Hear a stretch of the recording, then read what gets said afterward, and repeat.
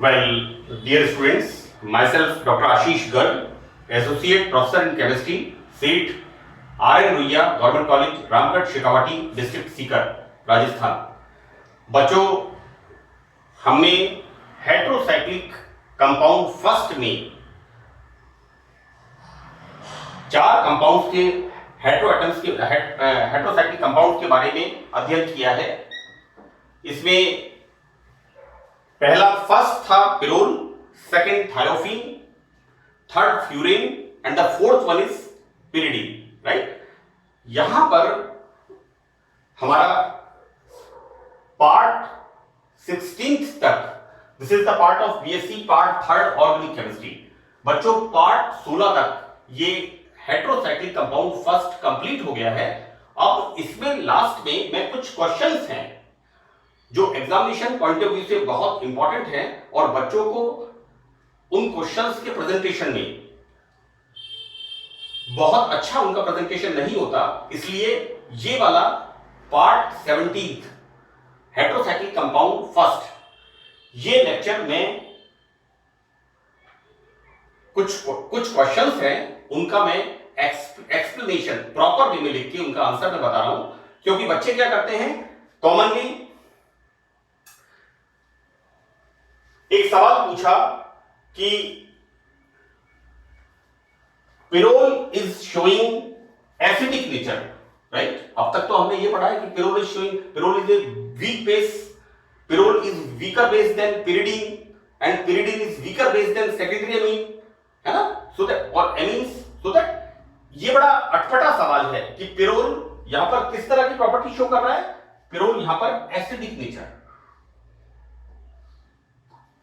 जैसे इस तरह के सवाल आते हैं तो बच्चों को लगता है कि हमने बुक्स में क्या पढ़ा है, पिरोल की बेसिक नेचर के बारे में पढ़ा है, हमने इसके दैट इज डिसोसिएशन कांस्टेंट केबी का मान पढ़ा है। तो पिरोल का नेचर कैसा होता है, बेसिक। तो ये एक ऐसा अटपटा सवाल है। तो इस तरह के कुछ क्वेश्चंस हैं, इन क्वेश्चंस को मैं इस पार्ट 17 में डिस्कस करूंगा। So the our first question is, पहला क्वेश्चन ये है कि पिरिडीन फ्रीडेल-क्राफ्ट रिएक्शन प्रदर्शित नहीं करता है, व्हाई।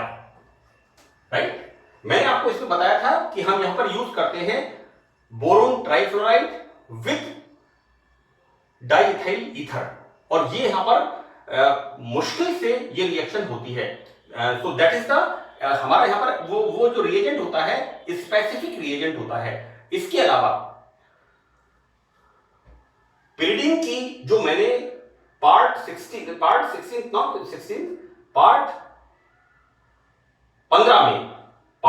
में जो मैंने पार्ट 15 में या 16 में जो पिरिडीन की फ्रीडेल-क्राफ्ट रिएक्शन मैंने बताई थी, उसमें मैंने बताया था कि किस तरह से फ्रीडेल-क्राफ्ट रिएक्शन का जो कैटलिस्ट होता है, वो कैटलिस्ट पिरिडीन के नाइट्रोजन के उपस्थित इलेक्ट्रॉन, नाइट्रोजन के ऊपर उपस्थित लोन पेयर ऑफ इलेक्ट्रॉन से रिएक्शन करने लग जाता है। तो बच्चों, हम देखते क्या है कि there are two kind of reasons. So the first reason कि पिरिडीन में नाइट्रोजन पर उपस्थित इलेक्ट्रॉन युग्म प्रोटॉन या किसी अन्य अम्लीय यौगिक से आसानी से क्रिया कर लेते हैं। बच्चों, इसके जो कैटलिस्ट है that is AlCl3, BF3, FeCl3, right, ये कैटलिस्ट क्या होते हैं, electron deficient, these are Lewis acids. Right, electron deficient होने के कारण क्या होता है कि यहां पर इस पिरिडीन रिंग में जो ये लोन पेयर ऑफ इलेक्ट्रॉन्स होते हैं, इसके साथ आपके अटैच हो जाते हैं। यानी कैटलिस्ट का काम क्या है, रिएक्शन को आगे बढ़ाना और उत्पाद के बनने में सुगमता प्रदान करना। राइट, लेकिन यहां पर कैटलिस्ट स्वयं पिरिडीन से रिएक्शन करने लग जाता है। तो होता यह है कि फ्रीडेल-क्राफ्ट रिएक्शन में प्रयुक्त this is the catalyst AlCl3। आप लोग एरोमेटिक केमिस्ट्री में जब हम that is benzene, toluene, phenol, aniline, benzaldehyde benzoic acid, इनकी बात करते हैं तो हम सबके अंदर हम क्या देखते हैं, we are using AlCl3, FeCl3, BF3, these are the catalysts which we use in the Friedel-Crafts reaction. But here what we found, एक तो कैटलिस्ट रिएक्शन करने लगता है, दूसरा क्या होता है कि हम यहां पर क्या कराते हैं, या तो कराते हैं एसिटाइलेशन और या कराते हैं एल्काइलेशन, राइट, क्योंकि फ्रिडल-क्राफ्ट में क्या होता है, आइदर एल्काइलेशन और एसिटाइलेशन। तो बच्चों यहां पर ये पिरिडीन नंबर 1 कैटलिस्ट से रिएक्शन करने लग जाता है, और नंबर 2 ये यहां पर जो एसिटिल क्लोराइड है इसके साथ भी एक कहना चाहिए एक तरह का एक कॉम्प्लेक्स कंपाउंड बन, this is the complex compound, यहां पर ये कॉम्प्लेक्स कंपाउंड फॉर्म कर लेता है। तो जहां पर की रिएक्शन होकर के पिरिडीन की इलेक्ट्रोफिलिक रिएक्शन होकर के हमें प्रोडक्ट मिलना चाहिए, तो यहां पर हमें क्या मिल जाता है, एक कॉम्प्लेक्स जॉइंट, ये this is the salt, right, this is the N acetyl, nitrogen पे एसिटिल ग्रुप लगा हुआ है, मैंने आपको अब तक बता दिया, इसका नाम क्या हो जाएगा, एन एसिटाइल, ये पिरिडीन के ऊपर धनावेश है, इसका नाम हो जाएगा पिरिडीनियम क्लोराइड,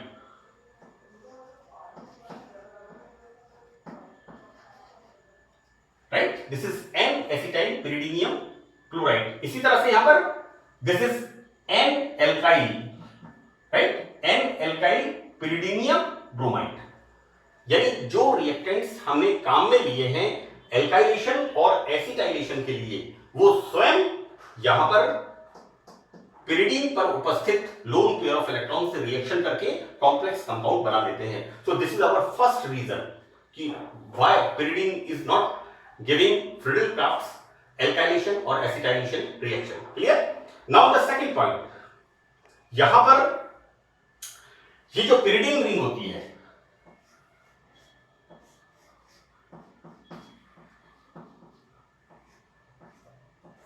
यहां पर ये जो पिरिडीन रिंग होती है इसमें नाइट्रोजन थर्ड क्या होता है, इस रिंग में नाइट्रोजन की इलेक्ट्रोनेगेटिविटी सबसे ज्यादा है, राइट, तो क्या होता है, ये इन पाई इलेक्ट्रॉन्स को अपनी तरफ अट्रैक्ट करती है।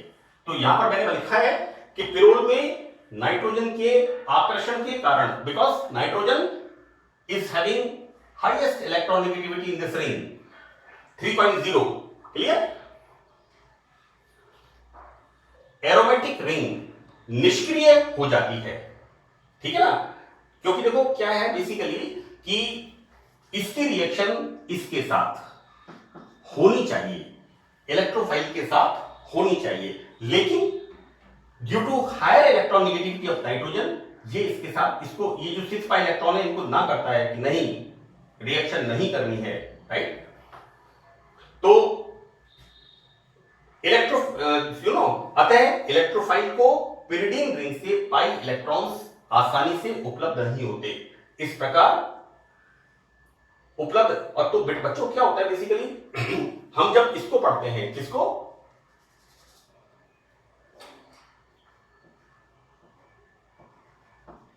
इसका अध्ययन करते हैं, दिस इज द नाइट्रोबेंजीन, तो नाइट्रोबेंजीन भी फ्रिडल-क्राफ्ट एल्काइलेशन और एसिटाइलेशन रिएक्शन शो नहीं करती है, ठीक है। तो सेम वे जैसे कि पिरिडीन में, जैसा कि पिरिडीन के अंदर हम बता रहे हैं, नाइट्रोबेंजीन में भी नाइट्रो समूह के इलेक्ट्रॉन आकर्षित होने के कारण, प्रवृत्ति के कारण यह अभिक्रिया नहीं होती है। तो these are 2 reasons by which हम, अब देखो बच्चों, हमें इस तरह के क्वेश्चंस 1.5 मार्क्स के, क्योंकि आपका 6.5 मार्क्स का क्वेश्चन है, 33 मार्क्स का पेपर है, इस तरह के क्वेश्चंस 1.5 मार्क्स के अक्सर पूछ लेते हैं।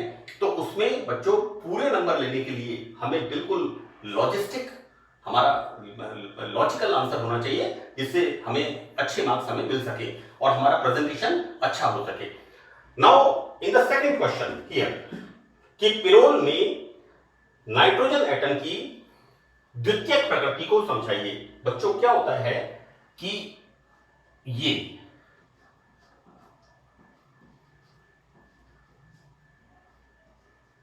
यहां पर ये जो है,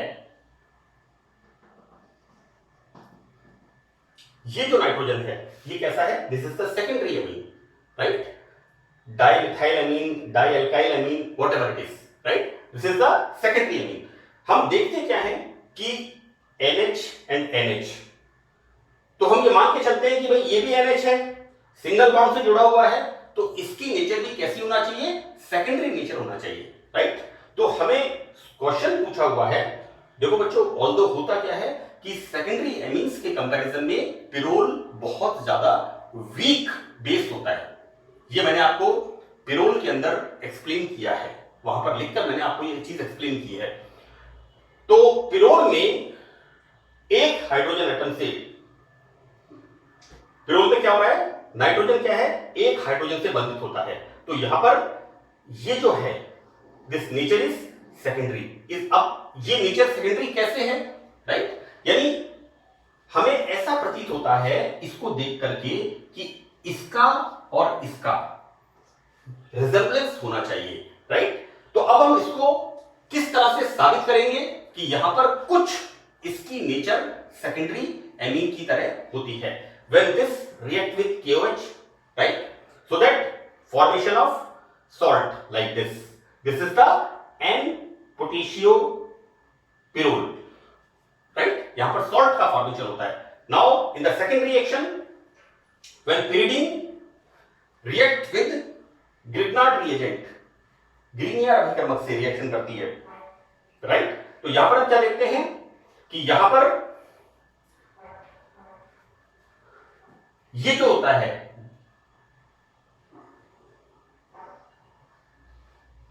ये इसके साथ रिएक्शन कर लेता है, राइट, ये H प्लस के फॉर्म में बाहर निकल जाता है और ये magnesium metal, so that MgI यहां क्या बन जाएगा, यहां पर ये बन जाएगा pyrrole M magnesium iodide, clear, बहुत सिंपल सी बात है, this is pyrrole M magnesium iodide, right. तो ये जो दो रिएक्शंस हैं, ये दो रिएक्शंस सेकेंडरी अमीन भी देता है, ये सेकेंडरी अमीन भी दोनों रिएक्शन देता है, तो इस प्रकार हम ये कह सकते हैं कि पिरोल के नाइट्रोजन की नेचर सेकेंडरी अमीन की तरह होती है, this is like this, clear. तो this is our second question. Now एक क्वेश्चन और है, ये वाला क्वेश्चन बच्चों, मैंने पिरोल, फ्यूरेन, थायोफीन इन तीनों में जब एरोमेटिक कैरेक्टर्स बताए हैं तो तीनों में मैंने लिखा है structure and aromaticity of pyrrole, structure and aromaticity of thiophene, structure and aromaticity of furan, ये तीनों में लिखा है मैंने। तो बच्चों वहां पर मैंने स्ट्रक्चर नहीं बनाया, मैं आपको बिल्कुल क्लियर कर दूं, this is the 17th part, this is very very important, वहां पर मैंने स्ट्रक्चर नहीं बनाया। तो सबसे पहले तो मैंने बच्चों यहां पर इस क्वेश्चन को लिख करके कि किस तरह से ये तीनों, यहां पर nitrogen, pyrrole, furan, oxygen, thiophene, sulphur की एरोमेटिसिटी के क्रम को समझाओ, राइट। तो यहां पर क्या होता है बच्चों, 6 पाई सिस्टम, यहां पर 6 पाई सिस्टम, ये जो बना हुआ है ऊपर नीचे के ऑर्बिटल्स पे, ये 6 पाई सिस्टम। तो 6 पाई सिस्टम, एक तो हम यहां पर क्या कर रहे हैं, इस क्वेश्चन के अंदर इस स्ट्रक्चर को बता रहे हैं, ये तीनों के अंदर हम देखते हैं कि यहां पर किस प्रकार से पाई इलेक्ट्रॉन क्लाउड डेवलप होता है तीनों स्ट्रक्चर्स में। और यहां पर इनके स्ट्रक्चर जब बताए हमें, जैसा मैंने आपको बताया है, अगर सवाल पूछते हैं structure and aromaticity of pyrrole, thiophene and furan, तो वहां पर आपको एरोमेटिसिटी की 5 कंडीशंस तो डिस्कस करनी है, it must obey Huckel's rule. Pyrrole, furan, thiophene तीनों के अंदर 6 पाई इलेक्ट्रॉन होते हैं, it must have planar structure, समतलीय संरचना होती है, pi electron must be cyclically delocalized, हमें इनकी रेजोनेंस स्ट्रक्चर बनानी है, लेकिन साथ में एरोमेटिसिटी के साथ इसको भी बताना है, क्योंकि मैंने तीनों में इसको नहीं बताया, मैं बार बार इसको रिपीट कर रहा हूं बच्चों, and this is very very simple, बहुत सिंपल सी बात है बच्चों। देखो क्या करना है, कोई भी हेटेरोएटम लिखना है, इस तरह से बनाना है, यहां पर इस तरह से ऑर्बिटल बनाने हैं,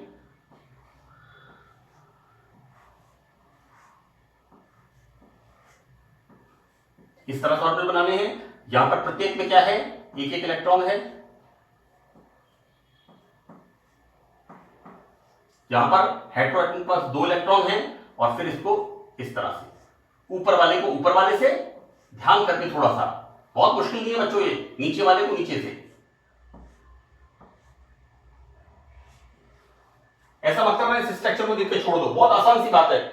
लोब्स है और लोब्स को आपस में जोड़ना है, सिंपल है। ऊपर वाले लोब को ऊपर वाले से 2-3 बार आप बनाओगे, आप इसके अभ्यस्त हो जाओगे। और बच्चों देखो, oxygen furan, sulphur thiophene, nitrogen pyrrole, तीनों की संरचना समान है।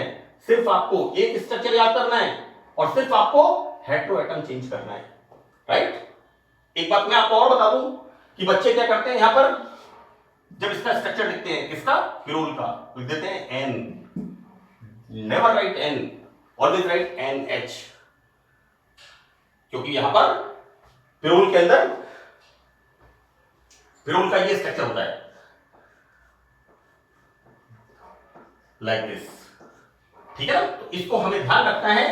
अब यहां पर हम क्या देखते हैं कि थायोफीन, पिरोल एंड फ्यूरिन। बच्चों थायोफीन में हेटेरोएटम, थायोफीन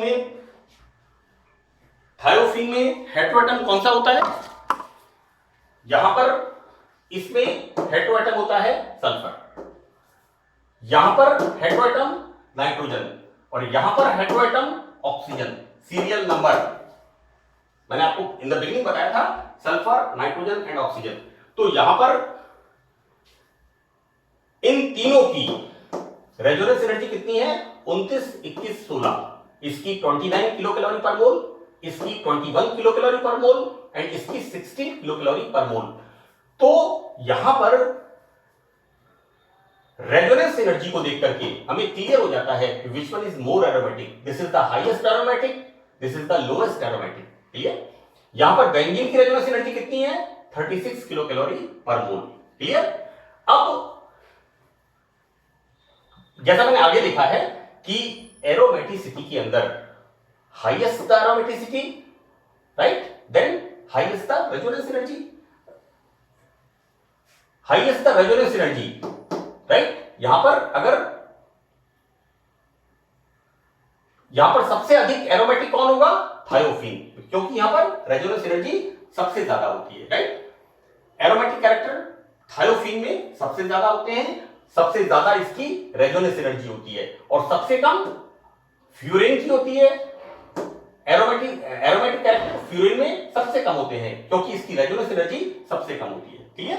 तो फ्यूरिन में सबसे कम एरोमेटिक कैरेक्टर होते हैं क्योंकि यहां पर क्लियर लिखा है कि एरोमेटिसिटी शो करने के लिए रेजोनेंस एनर्जी का मान उच्च होना चाहिए, राइट। तो यहां पर सबसे ज्यादा रेजोनेंस एनर्जी थायोफीन की होती है।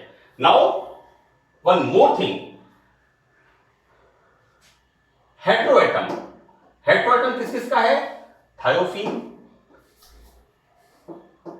Pyrrole, furan. हम क्या देखते हैं, इलेक्ट्रॉन नेगेटिविटी, यानी इलेक्ट्रॉन्स को अट्रैक्ट करने की प्रवृत्ति, इसको अपन मोटे रूप से कह दें माइजरनेस, पैसे जेब से नहीं निकलते हैं, यानी पैसा तो होता है लेकिन नहीं निकलता है। यहां पर oxygen having the highest electronegativity, right. तो यहां पर हम क्या देखते हैं, विद्युत ऋणता अधिक होने के कारण इलेक्ट्रॉन नेगेटिविटी, ऑक्सीजन की इलेक्ट्रोनेगेटिविटी सबसे ज्यादा, इट्स रॉन्ग, सबसे ज्यादा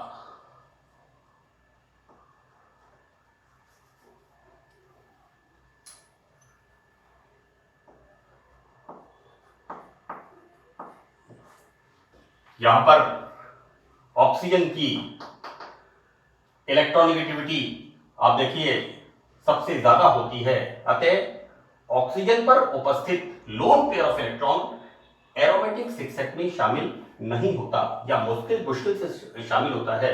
और ये हमें क्लियर होता है किससे, रेजोनेंस एनर्जी से, 16 रेजोनेंस एनर्जी। और हम देखते क्या है कि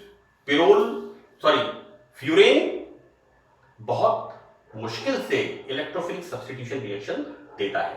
ठीक है, इसको अपन ये मान ले बच्चों, इस रिंग में क्या है, दिस इज द फ्यूरेन। तो इस फ्यूरेन रिंग में क्या है, सबसे ज्यादा कंजूस, माइजर, सबसे ज्यादा इलेक्ट्रॉन नेगेटिविटी वाला एलिमेंट जो कि इलेक्ट्रॉन्स नहीं देता, सो दैट तो ये रिएक्शन यहां पर क्या होगा, इसका जो 6 पाई सिस्टम बनेगा, तो 6 पाई सिस्टम मुश्किल से बनेगा, इसलिए हम देखते हैं यहां पर रेजोनेंस एनर्जी कम होती है। क्लियर? तो फ्यूरिन यहां पर सबसे कम एरोमेटिक है। बच्चों बहुत छोटा सा इसका आंसर है, बिल्कुल लॉजिकल मैंने इसको लिखने की कोशिश की है। मैं समझता हूं कि आपको समझ में आएगा अच्छी तरह इसको। Now here one more question कि pyrrole is showing acidic nature.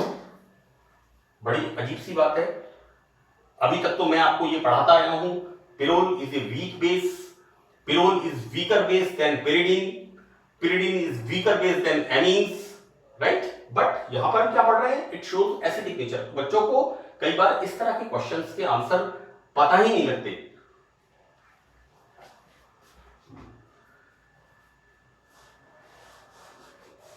बच्चों को इस तरह के क्वेश्चंस के आंसर पता ही नहीं लगते।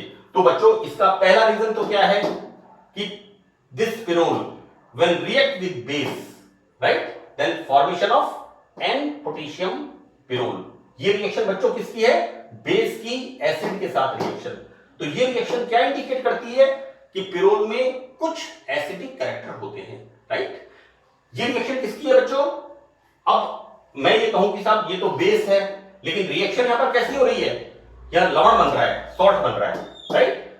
So this reaction clear indicates कि पिरोल इज हैविंग, रिएक्शन बता रही है acidic character. In the second one, resonance structures में नाइट्रोजन पर, इसको आप इससे सेपरेट कर लें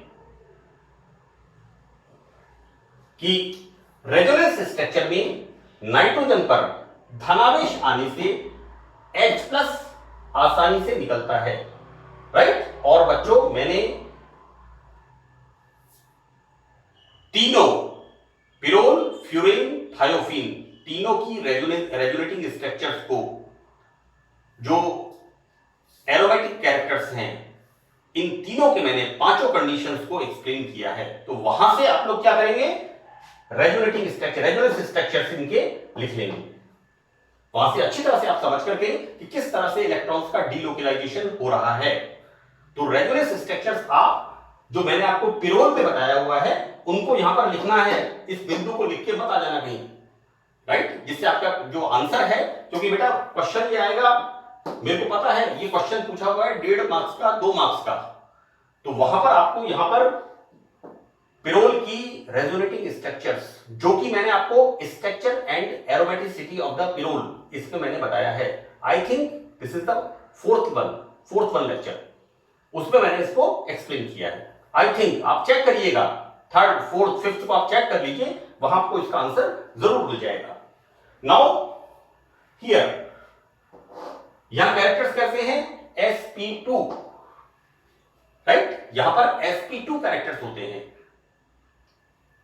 किसके अंदर, दैट इज, यहां पर क्या होता है, so that this is,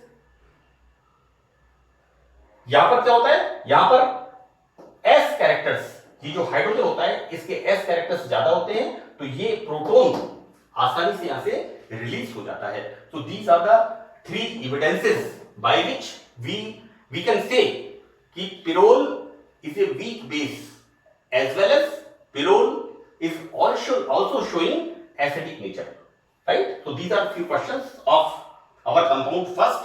Now in the next lecture we start condensed heterocyclic ring system, that is heterocyclic compound second, in which indole, quinoline and isoquinoline, इनका हम अध्ययन करेंगे। So that's all in this lecture. So our heterocyclic compound part first is over, complete. Thank you.